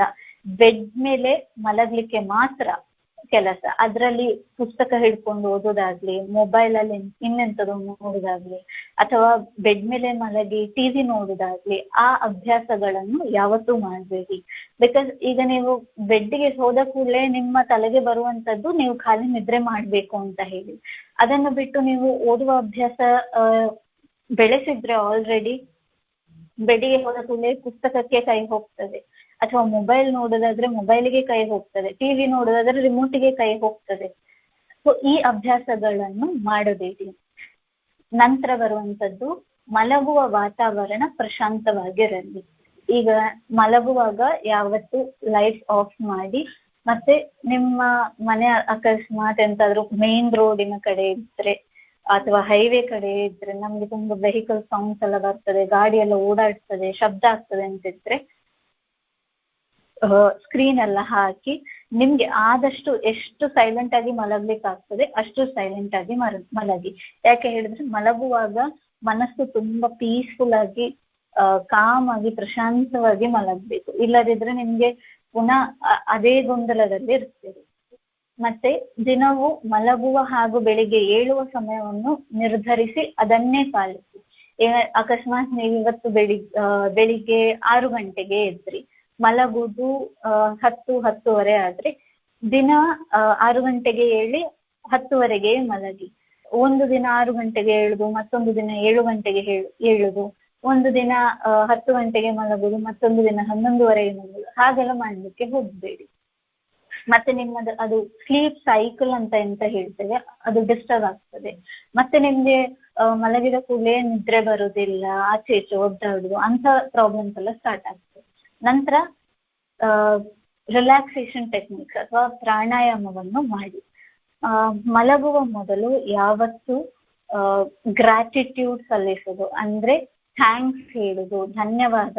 ಈಗ ಅದು ನಿಮ್ಗೆ ನೀವು ದೇವರಲ್ಲಿ ನಂಬಿಕೆ ಇಡುವಂತವರಾದ್ರೆ ದೇವರಿಗೆ ಥ್ಯಾಂಕ್ಸ್ ಹೇಳಿ, ಇವತ್ತು ನನ್ನ ದಿನ ಒಳ್ಳೇದಾಯ್ತು, ಹೀಗೀಗೆಲ್ಲ ಆಯ್ತು, ನಾನು ಇಷ್ಟೆಲ್ಲ ಮಾಡಿದೆ ಒಳ್ಳೆ ಕೆಲಸ ಅಂತ ಹೇಳಿ ಥ್ಯಾಂಕ್ಸ್ ಹೇಳಿ. ಅಥವಾ ನಂಗೆ ದೇವರಲ್ಲಿ ನಂಬಿಕೆ ಇಲ್ಲ, ಯೂನಿವರ್ಸ್ ಅಲ್ಲಿ ನಂಬಿಕೆ ಉಂಟು ಅಂತ ಹೇಳಿದ್ರೆ ಥ್ಯಾಂಕ್ ಯು ಯೂನಿವರ್ಸ್ ಅಂತ ಹೇಳಿ ಗ್ರಾಟಿಟ್ಯೂಡ್ ಅನ್ನು ತೋರಿಸಿ. ಅದಾದ ನಂತರ ಒಂದು 5 ನಿಮಿಷ ಕಾಮ್ ಆಗಿ ಕೂತ್ಕೊಂಡು ಯಾರ ಹತ್ರ ಎಂತ ಸಹ ಮಾತಾಡ್ಬೇಡಿ. ನಿಮ್ಮ ಮನಸ್ಸಿನಲ್ಲಿರುವ ಆಲೋಚನೆ ಎಲ್ಲ ತೆಗೆದು ಹಾಕಿ ಬ್ರೀದಿಂಗ್ ಟೆಕ್ನಿಕ್ ಮಾಡಿ. Simple breathing, breathe in and breathe out ಅಷ್ಟೇ. ಒಳಗೆ ತಕೊಳ್ಳುದು, ಹೊರಗೆ ಬಿಡುದು. ಇದನ್ನು 5 ಮಿನಿಟ್ಸ್ ಮಾಡಿ ನಂತರ ಮಲಗಲಿಕ್ಕೆ ಹೋಗಿ. ನಿದ್ರೆ ಹೇಗಿರ್ಬೇಕು ಹೇಳಿದ್ರೆ, ನಿಮ್ಮ ಕನಸುಗಳನ್ನು ನನಸು ಮಾಡಲು ಒಂದು ದಾರಿಯಾಗಿ ಇರಬೇಕು. ಆ ಕನಸುಗಳನ್ನೇ ಕನಸುಗಳೇ ನಿಮ್ಮ ಜೀವನದ ಅಮೂಲ್ಯವಾದ ಸಮಯವನ್ನು ನಾಶ ಮಾಡುವ ಹಾಗೆ ಇರಬಾರ್ದು. ಯಾಕೆ ಹೇಳಿದ್ರೆ ಅತಿಯಾದ ನಿದ್ರೆ ಸಹ ಒಳ್ಳೆಯದಲ್ಲ. ಈಗ ನಾರ್ಮಲ್ ಆಗಿ ಒಂದು ವ್ಯಕ್ತಿಗೆ ಬೇಕಾಗಿರುವಂತಹದ್ದು ಮಿನಿಮಮ್ ಹೇಳಿದ್ರೆ 6ರಿಂದ 7 ಗಂಟೆಯ ನಿದ್ರೆ. 8 ಗಂಟೆವರೆಗೆ ಮಾಡ್ಬೋದು, ಅದಕ್ಕಿಂತ ಹೆಚ್ಚು ಮಾಡ್ಲಿಕ್ಕೆ ಹೋಗ್ಬೇಡಿ. ಅದು ಅತಿ ನಿದ್ರೆ ಅಂತ ಹೇಳ್ತಾರೆ. ಸೊ ಅದ್ರಿಂದಾಗಿ ನಿಮ್ಗೆ ಜಡತ್ವ ಅಥವಾ ಸೋಮಾರಿತನ ಇದೆಲ್ಲ ಶುರುವಾಗ್ತದೆ. ಮತ್ತೆ ನಿಮ್ಗೆ ದಿನ ಉತ್ಸಾಹವೇ ಇರುವುದಿಲ್ಲ, ಯಾವುದೇ ಕೆಲಸ ಮಾಡ್ಲಿಕ್ಕೂ ಉತ್ಸಾಹ ಇರುವುದಿಲ್ಲ. ಹಾಗಾಗಿ ಈ ಸ್ಲೀಪ್ ಹೈಜೀನ್ ಅನ್ನು ಫಾಲೋ ಮಾಡಿ ಮತ್ತೆ ನಿಮ್ಮ ನಿದ್ರೆಯನ್ನು ಸರಿ ಮಾಡಿಕೊಳ್ಳಿ. ನಂತರ ಬರುವಂತಹದ್ದು AM ಮೀಟಿಂಗ್ಸ್, ಅಂದ್ರೆ ಆಲ್ಕೋಹಾಲಿಕ್ಸ್ ಅನಾನಿಮಸ್ ಮೀಟಿಂಗ್. ಈಗಾಗಲೇ ಸುಮಾರು ಜನ ಇದನ್ನು ಅಟೆಂಡ್ ಮಾಡ್ತಿರ್ತೀರಿ. ಮೀಟಿಂಗ್ಗೆ ಹೋಗಲು ಆಗದಿದ್ದಲ್ಲಿ ನಿಮ್ಗೆ ಆನ್ಲೈನ್ ಮೀಟಿಂಗ್ಸ್ ಅಟೆಂಡ್ ಮಾಡಲು ಸಹ ಸೌಲಭ್ಯಗಳಿರ್ತದೆ. ಮೋಟಿವೇಶನ್ ಅಥವಾ ಪ್ರೇರಣೆ ಎಂಬುದು ಈ ಮದ್ಯ ವ್ಯಸನ ವಿಮುಕ್ತಿಗೆ ಬಹಳ ಪ್ರಮುಖವಾದ ಅಂಶ. ನಿಮ್ಗೆ ಮೋಟಿವೇಶನ್ ಇರದಿದ್ರೆ ಯಾರು ಎಂತ ಮಾಡಿದ್ರು ಏನೂ ಆಗುದಿಲ್ಲ. ಹಾಗಾಗಿ ಈ ಮೋಟಿವೇಶನ್ ಬೇಕಾದ್ರೆ ನೀವು ಈ AM ಮೀಟಿಂಗ್ಸ್ ಅನ್ನು ಅಟೆಂಡ್ ಮಾಡ್ಲೇಬೇಕಾಗ್ತದೆ. ಎಲ್ಲಿಯಾದ್ರೂ ಒಂದು ವೇಳೆ ಮೋಟಿವೇಶನ್ ಸ್ವಲ್ಪ ಕಡಿಮೆ ಆಯ್ತು ಅಂತ ನಿಮ್ಗೆ ಅನ್ಸಿದ್ದಲ್ಲಿ ಈ ಮೀಟಿಂಗ್ ನ ಮುಖಾಂತರ ಬೇರೆಯವರನ್ನು ನೋಡಿ ನಿಮ್ಗೆ ಆ ಪ್ರೇರಣೆ ಸಿಗ್ಬಹುದು. ಅದು ಒಂದು ತುಂಬಾನೇ ಪ್ಲಸ್ ಪಾಯಿಂಟ್ ಈ ಮೀಟಿಂಗ್ ಇಂದಾಗಿ. ಬೇರೆಯವರು ಅದರಿಂದ ಹೇಗೆ ಹೊರಗೆ ಬಂದ್ರು ಅಥವಾ ಅವರಿಗೆ ಆದ ತೊಂದರೆಗಳನ್ನ ಅವ್ರು ಹೇಗೆ ನಿಭಾಯಿಸಿದ್ರು ಇದನ್ನೆಲ್ಲ ಅಲ್ಲಿ ಹೇಳ್ತಾ ಹೋಗ್ತಾರೆ. ಆಗ ನಿಮ್ಗೆ ಸಹ ಒಂದು ಐಡಿಯಾ ಸಿಗ್ತದೆ, ಓಕೆ ನಾನ್ ಸಹ ಹೀಗೆ ಮಾಡ್ಬೋದು, ಅವರು ಮಾಡಿದರೆ ಹೇಳಿದ್ರೆ ನಂಗೆ ಸಹ ಮಾಡ್ಲಿಕ್ಕೆ ಬರ್ತದೆ, ನಾನ್ ಸಹ ಮಾಡ್ತೇನೆ. ಆ ಒಂದು ಉತ್ತೇಜನ ನಿಮ್ಮಲ್ಲಿ ಬರ್ತದೆ. ಸೊ ಈ ಮೀಟಿಂಗ್ಸ್ ಅನ್ನ ಯಾವುದೇ ಕಾರಣಕ್ಕೆ ಅವಾಯ್ಡ್ ಮಾಡ್ಲಿಕ್ಕೆ ಹೋಗ್ಬೇಡಿ. ಲಾಸ್ಟ್ ಆಗಿ ಯಾವತ್ತೂ ಒಂದು ಪಾಸಿಟಿವ್ ಔಟ್ಲುಕ್ ಇರಲಿ, ಅಂದ್ರೆ ಜೀವನವನ್ನು ಒಂದು ಸಕಾರಾತ್ಮಕ ದೃಷ್ಟಿಯಿಂದ ನೋಡುವಂತಹದ್ದನ್ನು ಕಲಿಯಿರಿ. ಎಲ್ಲರ ಜೀವನ ಒಂದೇ ರೀತಿ ಇರುವುದಿಲ್ಲ, ಎಲ್ಲರ ಜೀವನ ನೋಡ್ಲಿಕ್ಕೆ ತುಂಬಾ ಸೊಗಸಾಗಿರುವುದಿಲ್ಲ, ಎಲ್ಲರಿಗೂ ಅವರದ್ದೇ ಆದಂತಹ ತೊಂದರೆಗಳಿರ್ತದೆ. ಆದ್ರೆ ಅದನ್ನು ನೀವು ಹೇಗೆ ನೋಡ್ತೀರಿ, ಅದನ್ನು ಹೇಗೆ ಮ್ಯಾನೇಜ್ ಮಾಡ್ತೀರಿ, ಹೇಗೆ ಫೇಸ್ ಮಾಡ್ತೀರಿ ಅನ್ನೋದು ಬಹಳ ಇಂಪಾರ್ಟೆಂಟ್. ನಿಮ್ಮ ಜೀವನದಲ್ಲಿ ಸಿಗುವಂತಹ ಪ್ರತಿಯೊಂದು ಕ್ಷಣಕ್ಕೂ ಕೃತಜ್ಞತೆ ಸಲ್ಲಿಸಿ. ಅದನ್ನೇ ಹೇಳಿದ್ದು ಗ್ರಾಟಿಟ್ಯೂಡ್ ಅಂತ ಹೇಳಿ. ನಿಮ್ಗೆ ಒಂದು ಹೊತ್ತು ಅನ್ನ ಸಿಗ್ತದ, ಅದಕ್ಕೆ ಗ್ರಾಟಿಟ್ಯೂಡ್ ಹೇಳಿ, ಥ್ಯಾಂಕ್ಸ್ ಹೇಳಿ. ಅಥವಾ ಯಾರೋ ನಿಮ್ಗೆ ತುಂಬಾ ಬೇಕಾದ ಟೈಮಲ್ಲಿ ಹೆಲ್ಪ್ ಮಾಡಿದ್ರೆ ಗ್ರಾಟಿಟ್ಯೂಡ್ ಹೇಳಿ. ನಿಮ್ಗೆ ಒಳ್ಳೆ ನಿದ್ರೆ ಬಂದಿದ ಗ್ರಾಟಿಟ್ಯೂಡ್ ಹೇಳಿ. ಕೆಲವರಿಗೆ ನಿದ್ರೆ ಸಹ ಬರುವುದಿಲ್ಲ. ನಿಮ್ಮನ್ನು ಬೇರೆಯವರೊಂದಿಗೆ ಹೋಲಿಕೆ ಮಾಡುವುದನ್ನು ಫಸ್ಟಿಗೆ ನಿಲ್ಲಿಸಿ. ಯಾಕೆ ಹೇಳಿದ್ರೆ ನಿಮ್ಮನ್ನು ನೀವು ಬೆಟರ್ ಮಾಡಿಕೊಂಡ ಹೋಗ್ಬೇಕೆ ಹೊರತು ಬೇರೆಯವರನ್ನು ನೋಡಿ ನಿಮ್ಮನ್ನು ಕೀಳಂತ ಹೇಳಿ ಎಣಿಸ್ಬೇಡಿ. You need to become better day by day. ನಿನ್ನೆಗಿಂತ ಇವತ್ತು ನಾನು ಬೆಟರ್ ಇದ್ದೇನಾ, ವೆರಿ ಗುಡ್. ನಿಮ್ಮ ಆ ಒಂದು ಪ್ರೌಡ್ ಮೂಮೆಂಟ್ ಅನ್ನು ನೀವು ಫೀಲ್ ಮಾಡಿ. ನಂತರ ವೈದ್ಯರ ಬಳಿ ಸರಿಯಾಗಿ ಫಾಲೋಅಪ್ಗೆ ಬರುವುದನ್ನು ತಪ್ಪಿಸಲೇಬೇಡಿ. ಅವರು ಹೇಳಿದೆ ಅಂದ್ರೆ ಹೇಳುವ ತನಕ ನೀವು ಕೊಟ್ಟಂತಹ ಔಷಧಿಯನ್ನು ಸರಿಯಾದ ರೀತಿಯಲ್ಲಿ ತಕೊಳ್ಬೇಕು. ತಾವಾಗಿಯೇ ಮದ್ದು ಬಿಡೋದು ಅಥವಾ ಚೇಂಜ್ ಮಾಡೋದು ಅದೆಲ್ಲ ಮಾಡ್ಲಿಕ್ಕೆ ಹೋಗ್ಬೇಡಿ. ಮತ್ತೆ ಯಾವತ್ತು ನಿಮ್ಮಲ್ಲಿ ಭರವಸೆ ಇಟ್ಕೊಳ್ಳಿ. ಭರವಸೆ ಎಂಬುದು ಹೇಗೆ ಹೇಳಿದ್ರೆ, ಒಂದು ರಂಗದಲ್ಲಿ ಸಾಯುವಂತಹ ಸ್ಥಿತಿ ಬಂದ್ರು ಆ ಭರವಸೆ ಇರ್ಬೇಕು ನಿಮ್ಗೆ, ನಾನು ಗೆಲ್ತೇನೆ ಮಾಡ್ತೇನೆ ಅಂತ ಹೇಳಿ. ಅಂಥ ಭರವಸೆ ಇರ್ಲಿ. ಯಾಕೆ ಹೇಳಿದ್ರೆ ಆ ಭರವಸೆ ಒಂದು ಮಾತ್ರ ನಿಮ್ಮನ್ನು ಮುಂದೆ ಹಿಡ್ಕೊಂಡು ಹೋಗ್ತಾ ಇರ್ತದೆ ನಿಮ್ಮ ಜೀವನದಲ್ಲಿ. ಹಾಗಾಗಿ ಇದಿಷ್ಟನ್ನು ನೀವು ನಿಮ್ಮ ದಿನನಿತ್ಯದಲ್ಲಿ ಅಳವಡಿಸಿಕೊಂಡ್ರೆ ನಿಮ್ಗೆ ಇದರಿಂದ ಒಳ್ಳೆ ವ್ಯಕ್ತಿಯಾಗಿ ಸಹ ಹೊರಗೆ ಬರಬಹುದು. ಆ ಮದ್ಯವ್ಯಸನದಿಂದ ಸಹ ನಿಮ್ಗೆ ವಿಮುಕ್ತಿ ಸಿಗ್ತದೆ. ಇದಿಷ್ಟನ್ನು ಹೇಳುತ್ತಾ ಇವತ್ತಿನ ನನ್ನ ಈ ಸಂಚಿಕೆಯನ್ನು ನಾನು ಇಲ್ಲಿಗೆ ಎಂಡ್ ಮಾಡ್ತೇನೆ. ಡೌಟ್ಸ್ ಇದ್ದಲ್ಲಿ ದಯಮಾಡಿ ಕೇಳಿ. Thank you madam. ಇಷ್ಟೊತ್ತವರೆಗೂ ನಮಗೆ ಕಾವ್ಯ ಮೇಡಮ್ ಅವರು ತುಂಬ ಚೆನ್ನಾಗಿ ನಮಗೆ ಜೀವನ ಶೈಲಿಯ ನಿರ್ವಹಣೆ ಬಗ್ಗೆ ತಿಳಿಸ್ಕೊಟ್ರು. ಇದ್ರ ಬಗ್ಗೆ ಯಾವುದೇ ರೀತಿ ಪ್ರಶ್ನೆಗಳಿದ್ರು ಸಹ ಕೇಳ್ಬೋದು ಸ್ನೇಹಿತರೆ. ನಾನು ಒಮ್ಮೆ ಅನ್ಮ್ಯೂಟ್ ಮಾಡ್ತೇನೆ. ಎಲ್ಲರಿಗೂ ಹೆಚ್ಚಾದ ಡಿಸ್ಟರ್ಬೆನ್ಸ್ಗಳಿದ್ರೆ ಮತ್ತೆ ಮ್ಯೂಟ್ ಮಾಡ್ತೇನೆ. ಪ್ರಶ್ನೆಗಳಿದ್ದವರು *6 ಒತ್ತಿ, *6 ಒತ್ತೋದ್ರ ಮೂಲಕ ನಿಮ್ಮನ್ನು ನೀವು ಅನ್ಮ್ಯೂಟ್ ಮಾಡ್ಕೋಬಹುದು.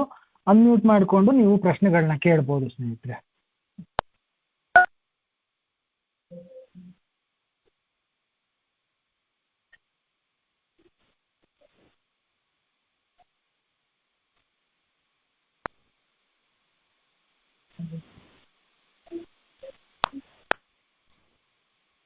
निरीक्षित आप जिस व्यक्ति से बात कर रहे हैं उसने आपकी कॉल को होल्ड पर रखा है.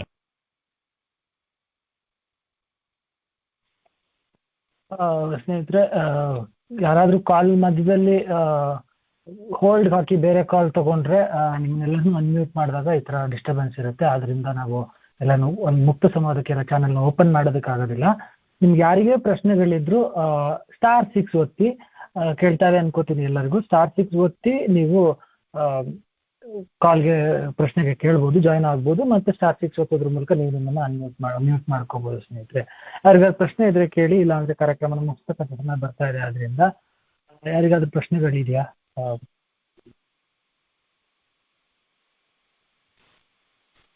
ಕಾವ್ಯ ಮೇಡಮ್, ನೀವು ಏನಾದರೂ ಕೊನೆಯದಾಗಿ ಏನಾದ್ರು ಸೇರಿಸೋದಿದ್ರೆ, ಕಾರ್ಯಕ್ರಮ ಮುಗಿದ ಸಮಯ ಆಗ್ತಿದೆ ಆಲ್ರೆಡಿ. ಆದ್ರಿಂದ ನೀವೇನಾದ್ರು ಸೇರಿಸೋದಿದ್ರೆ ಸಹ ಸೇರಿಸ್ಬೋದು. ಕೊನೆಗೊಂದು ಮಾಡ್ತೀರಾ ಅಂದ್ರೆ ಹೇಳ್ಬೋದು. ಕಾರ್ಯಕ್ರಮ ಮುಗಿಸೋಕ್ಕಿಂತ ಮುಂಚೆ ಏನಾದರೂ ಕೊನೆಯದಾಗಿ ಏನಾದ್ರು ಮಾತು ಹೇಳ್ತೀರಾ ಅಂದ್ರೆ ಹೇಳ್ಬೋದು ಮೇಡಮ್. *6 ಪ್ರೆಸ್ ಮಾಡಿದ್ರೆ ಕೇಳ್ತಿರ್ತೀನಿ. ಈಗ ಸುಮಾರು ಜನ ಎಣಿಸ್ಬೋದು, ಇಷ್ಟು ಸಂಚಿಕೆಯಲ್ಲಿ ಇಷ್ಟೆಲ್ಲ ಹೇಳ್ತಾರೆ, ನಮ್ಗೆ ಎಂತ ಮಾಡುದಂತ ಹೇಳಿ ಗೊತ್ತಾಗುದಿಲ್ಲ ಅಂತ. 100% ಒಪ್ತೇನೆ. ಹೇಳುವುದಕ್ಕಿಂತ ಈ ಒಂದು ಪಯಣದಲ್ಲಿ ಇರುವವರಿಗೆ ಮಾತ್ರ ಗೊತ್ತು ಅದರಿಂದ ಹೊರಗೆ ಬರುದು ಎಷ್ಟು ಕಷ್ಟ ಅಂತ ಹೇಳಿ. ಈ ಅಂದ್ರೆ ಮೆಂಟಲ್ ಹೆಲ್ತ್ ಸೆಟಪ್ ಅಲ್ಲಿ ಯಾರಿದ್ದಾರೆ ಅವರಿಗೆ, ನೋಡಿದವರಿಗೆ ಮಾತ್ರ ಗೊತ್ತುಂಟು ಈ ಸಬ್ಸ್ಟೆನ್ಸ್ ಅಥವಾ ಯಾವುದೇ ಈ ಮದ್ಯ ಪಾನ ಆಗ್ಲಿ ಅಥವಾ ಸಿಗರೇಟ್ ಆಗ್ಲಿ, ಯಾವುದೇ ಸಬ್ಸ್ಟೆನ್ಸ್ ಆಗ್ಲಿ ಅದರಿಂದ ಹೊರಗೆ ಬರುದು ಎಷ್ಟು ಕಷ್ಟ ಅಂತ ಹೇಳಿ ಹೇಳಲಿಕ್ಕೆ ತುಂಬಾ ಸುಲಭ. ಯಾಕೆಂದ್ರೆ ಹೇಳುದು ಎಲ್ಲರೂ ಹೇಳ್ತಾರೆ, ಆದ್ರೆ ಅದನ್ನು ನಿಜವಾಗಿ ಮಾಡಿ ತೋರಿಸುವುದರಲ್ಲಿ ಇರುವುದು ನಿಮ್ಮ ಚಾಲೆಂಜ್. ಹಾಗಾಗಿ ಯಾವುದೇ ಕಾರಣಕ್ಕೂ ಬಿಟ್ಟು ಕೊಡಬೇಡಿ. ನಂಗೆ ಇದು ಆಗ್ಲಿಲ್ಲ ಸೊ ನಾನು ಹೋಗಿ ಕುಡ್ದೆ ಅಂತ ಹೇಳಿ ಬಿಟ್ಟು ಕೊಡ್ಲಿಕ್ಕೆ ಹೋಗ್ಬೇಡಿ. ಲೈಫ್ ನಿಮ್ಮನ್ನು ಚಾಲೆಂಜ್ ಮಾಡಿದ್ರೆ ನೀವು ಲೈಫ್ ಅನ್ನು ಚಾಲೆಂಜ್ ಮಾಡಿ. ಅದರಿಂದಾಗಿ ನೀವು ಕಲಿತೀರಿ ತುಂಬಾ. ನಿಮ್ಮನ್ನು ನೋಡಿ ಮತ್ತೊಬ್ರು ಯಾರು ಇನ್ಸ್ಪೈರ್ ಆಗ್ತಾರೆ, ನಿಮ್ಮಿಂದ ಕಲಿತಾರೆ, ಆಗ ನಿಮ್ಗೆ ಎಷ್ಟು ಖುಷಿ ಆಗ್ತದೆ ಅನ್ನೋದನ್ನು ಆಲೋಚನೆ ಮಾಡಿ. ಇಷ್ಟನ್ನು ನಾನು ಹೇಳಲಿಕ್ಕೆ ಇಷ್ಟಪಡ್ತೇನೆ. Thank you doctor. ತುಂಬಾ ಅದ್ಭುತವಾಗಿತ್ತು ನಿಮ್ಮ ನನ್ನ ಮಾತುಗಳು. ಯಾರಿಗಾದ್ರೂ ಇನ್ನೊಮ್ಮೆ ಪ್ರಶ್ನೆ ಕೇಳೋದಿದ್ರೆ ಕೇಳ್ಬೋದು. ಇಲ್ಲಾಂದ್ರೆ ಸಮಯ ಆಗ್ತಾ ಇದೆ. ಈಗ ಇದೇ ಲೈನಲ್ಲಿ ಮತ್ತೊಂದು ಕಾರ್ಯಕ್ರಮ ಶುರು ಆಗ್ತಿರುತ್ತೆ, ನಿಕೋಟಿನ್ ಅನಾನಿಮಸ್ 8 ಗಂಟೆಯಿಂದ. ಆದ್ರಿಂದ ನಾವು ಇಷ್ಟು ಬೇಗ ಕಾರ್ಯಕ್ರಮವನ್ನು ಮುಗಿಸ್ಬೇಕು ಅಂತ ಹೇಳ್ತಾ ಇದ್ದಾರೆ. ಯಾರಿಗಾದ್ರೂ ಪ್ರಶ್ನೆಗಳಿದ್ರೆ ಇನ್ನೊಂದು 2 ನಿಮಿಷ ಟೈಮ್ ಇದೆ, ಕೇಳ್ಬೋದು. ಇಲ್ಲಾಂದ್ರೆ ಇವತ್ತಿನ ಕಾರ್ಯಕ್ರಮವನ್ನು ಮುಗಿಸೋ ಕಡೆ ಹೋಗೋಣ. ನಿಮ್ಗೆ ಇದು ಕಾರ್ಯಕ್ರಮದ ಬಗ್ಗೆ ಇನ್ನೂ ಹೆಚ್ಚಿನ ಪ್ರಶ್ನೆಗಳಿದ್ರೆ ನಾನು ನಂಬರ್ ಕೊಡ್ತೇನೆ ನಿಮಗೆ, ನಮ್ಮ ಆಸ್ಪತ್ರೆಯ ಸಂಖ್ಯೆ. ಇದಕ್ಕೆ ನೀವು ವಾಟ್ಸಾಪ್ ಮೂಲಕ ಅಥವಾ ಕಾಲ್ ಮೂಲಕ ಸಂಪರ್ಕಿಸ್ಬೋದು. ನಮ್ಮ ಆಸ್ಪತ್ರೆಯ ಸಂಖ್ಯೆ 9242821215 9242821215 9242821215. ಹಾಗೆ ಸ್ನೇಹಿತರೆ, ನಮ್ಮ ಡಾಕ್ಟರ್ ಎ ಬಳಿಗ ಸ್ಮಾರಕ ಆಸ್ಪತ್ರೆ ಉಡುಪಿ ವತಿಯಿಂದ 24 ಗಂಟೆಗಳ ತುರ್ತು ವೈದ್ಯಕೀಯ ಸಹಾಯಕ್ಕಾಗಿ ಸಹಾಯವಾಣಿಯನ್ನು ಆರಂಭಿಸಲಾಗಿದೆ. ಮದ್ಯ ಮತ್ತು ಮಾದಕ ದ್ರವ್ಯ ವ್ಯಸನದ ಪರಿಣಾಮದಿಂದಾಗಿ ತುರ್ತು ಪರಿಸ್ಥಿತಿ ಉಂಟಾದಲ್ಲಿ, ಹಾಗೆ ಚಿಕಿತ್ಸೆ ಪಡೆಯುತ್ತಿರುವ ರೋಗಿಗಳಿಗೆ ಮಾತ್ರೆ ಬಗೆಗಿನ ಅನುಮಾನ, ಆತಂಕ ಅಥವಾ ಪ್ರಶ್ನೆಗಳಿದ್ರೆ ತಾವು ಯಾವುದೇ ಸಮಯದಲ್ಲಿ ಈ ಸಂಖ್ಯೆಯನ್ನು ಸಂಪರ್ಕಿಸಬಹುದು. ನಮ್ಮ ಆಸ್ಪತ್ರೆಯ ತಜ್ಞ ವೈದ್ಯರು ಹಾಗೂ ಕಾವ್ಯ ಮೇಡಮ್ ಅವರೇ ಇರ್ತಾರೆ ಹೆಚ್ಚಿನ ಸಮಯದಲ್ಲಿ. ಮತ್ತೆ ನಮ್ಮ ಸುನಿಲ್ ಸರ್ ಇವರೆಲ್ಲ ಇರ್ತಾರೆ ಲೈನಲ್ಲಿ. ಅದರಿಂದ ನೀವು ನೇರವಾಗಿ ಈ ಸಂಖ್ಯೆಗೆ ಸಂಪರ್ಕಿಸಬಹುದು.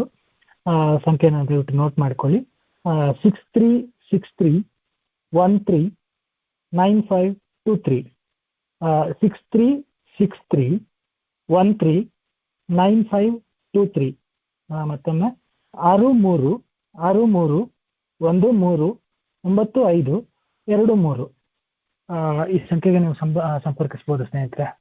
ಹಾಗೆ ನಮಗೆ ಇವತ್ತಿನ ಸಂಪನ್ಮೂಲ ವ್ಯಕ್ತಿಗಳಾದ ಡಾಕ್ಟರ್ ಕಾವ್ಯ ಟಿ ಅವರು ನಮ್ಮ ಡಾಕ್ಟರ್ ಎ ಬಳಿಗ ಸ್ಮಾರಕ ಆಸ್ಪತ್ರೆ ಉಡುಪಿಯಲ್ಲಿ ವೈದ್ಯರಾಗಿ ಕೆಲಸ ನಿರ್ವಹಿಸ್ತಾ ಇದ್ದಾರೆ. ಇವರು ನಮಗೆ ಒಂದು ಅತ್ಯದ್ಭುತವಾದ ವಿಚಾರವನ್ನು ಇವತ್ತು ನಮಗೆ ಜೀವನ ಶೈಲಿ ನಿರ್ವಹಣೆ ಬಗ್ಗೆ ವಿಸ್ತಾರವಾಗಿ ತಿಳಿಸ್ಕೊಟ್ಟಿದ್ದಾರೆ. ಅವರಿಗೆ ನಮ್ಮೆಲ್ಲರ ಪರವಾಗಿ ಈ ಮೂಲಕ ಧನ್ಯವಾದಗಳನ್ನು ತಿಳಿಸ್ತೇನೆ. Thank you Kavya madam. ಹಾಗೆ ಈ ಕಾರ್ಯಕ್ರಮಕ್ಕೆ ಸಹಕರಿಸತಕ್ಕಂತಹ ನಮ್ಮ ಆಸ್ಪತ್ರೆಯ ತಜ್ಞ ವೈದ್ಯರು ಹಾಗೂ ಆಪ್ತ ಸಲಹೆಗಾರರ ತಂಡಕ್ಕೂ ಸಹ ನಾನು ಈ ಮೂಲಕ ಧನ್ಯವಾದಗಳನ್ನು ತಿಳಿಸ್ತೇನೆ. ಹಾಗೆ ನಮ್ಮ ಆಸ್ಪತ್ರೆಯ ಆಡಳಿತಾಧಿಕಾರಿಗಳಾದ ಶ್ರೀಮತಿ ಸೌಜನ್ಯ ಶೆಟ್ಟಿ ಅವರಿಗೆ ಈ ಮೂಲಕ ಧನ್ಯವಾದಗಳನ್ನ ಅರ್ಪಿಸ್ತೇನೆ.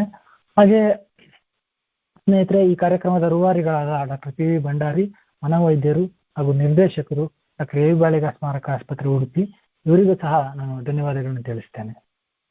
ಡಾಕ್ಟರ್ ಎ ಬಳಿಗ ಸ್ಮಾರಕ ಆಸ್ಪತ್ರೆ ಉಡುಪಿ ಹಾಗೂ ಕಮಲಿಯ ಬಳಿಗ ಚಾರಿಟೇಬಲ್ ಟ್ರಸ್ಟ್ ಮುಂಬೈ ಇವರ ಸಂಯುಕ್ತ ಆಶ್ರಯದಲ್ಲಿ ನಡೆಯುತ್ತಿರುವ ಮದ್ಯ ಮತ್ತು ಮಾದಕ ದ್ರವ್ಯ ವ್ಯಸನದ ವಿರುದ್ಧ ವಾರಕ್ಕೊಮ್ಮೆ ನೇರ ಫೋನ್ ಇನ್ ಕಾರ್ಯಕ್ರಮದ 14ನೇ ಕಂತು ಇವತ್ತಿಗೆ ಕೊನೆಗೊಳ್ತಾ ಇದೆ. ಈ ಕಾರ್ಯಕ್ರಮ ಪ್ರತಿ ಗುರುವಾರ ಸಂಜೆ 7 ಗಂಟೆಯಿಂದ 8 ಗಂಟೆವರೆಗೆ ನಡೆಯುತ್ತೆ ಸ್ನೇಹಿತರೆ. ಈ ಕಾರ್ಯಕ್ರಮದಲ್ಲಿ ನೀವು ಪ್ರತಿ ವಾರವೂ ಬೇರೆ ಬೇರೆ ವಿಷಯಗಳನ್ನ ತಿಳ್ಕೋಬಹುದು. ಅದರಿಂದ ಪ್ರತಿ ವಾರ ಭಾಗವಹಿಸಿ. ಹಾಗೆ ನಿಮ್ಮ ಸುತ್ತಮುತ್ತಲು ಇರುವವರಿಗೆ ಇದರ ಅಗತ್ಯವಿರುವವರಿಗೆ ಸಹ ಈ ಕಾರ್ಯಕ್ರಮದ ವಿವರಗಳನ್ನ ನೀಡಿ ಈ ಕಾರ್ಯಕ್ರಮದ ಭಾಗವಹಿಸುವಂತ ಹೇಳಿ. ಈ ಕಾರ್ಯಕ್ರಮಕ್ಕೆ ಕರೆ ಮಾಡುವುದಕ್ಕೆ ನಿಮಗೆ ಯಾವುದೇ ಮಾಡೆಲ್ ಮೊಬೈಲಿಂದ ಕರೆ ಮಾಡಬಹುದು, ಸ್ಮಾರ್ಟ್ ಫೋನ್ ಬೇಕು ಅಂತಿಲ್ಲ. ಹಾಗೂ ಈ ಕರೆಗಳು ಸಂಪೂರ್ಣ ಉಚಿತವಾಗಿರುತ್ತೆ. ಸೊ ಯಾರು ಬೇಕಾದ್ರೆ ಯಾವ ಸಮಯದಲ್ಲಿ ಬೇಕಾದ್ರೆ ಈ ಸಮಯದಲ್ಲಿ 7 ರಿಂದ 8ರವರೆಗೆ ಈ ನಂಬರ್ಗೆ ನೀವು ಕನೆಕ್ಟ್ ಆಗ್ಬೋದು ಸ್ನೇಹಿತರೆ. ಹಾಗೆ ಬೇರೆ ಸಮಯದಲ್ಲಿ ಬೇರೆ ಬೇರೆ ಕಾರ್ಯಕ್ರಮಗಳು ಇದರಲ್ಲಿ ನಡೀತಾ ಇರೋದ್ರಿಂದ ಬೇರೆ ಸಮಯದಲ್ಲಿ ನೀವು ಅನವಶ್ಯಕವಾಗಿ ಈ ಕಾರ್ಯಕ್ರಮಕ್ಕೆ ಈ ಲೈನ್ಗೆ ಜಾಯ್ನ್ ಆಗಬಾರ್ದು ಅಂತ ಸಹ ವಿನಂತಿಸ್ಕೊತಾ ಇದ್ದೇನೆ.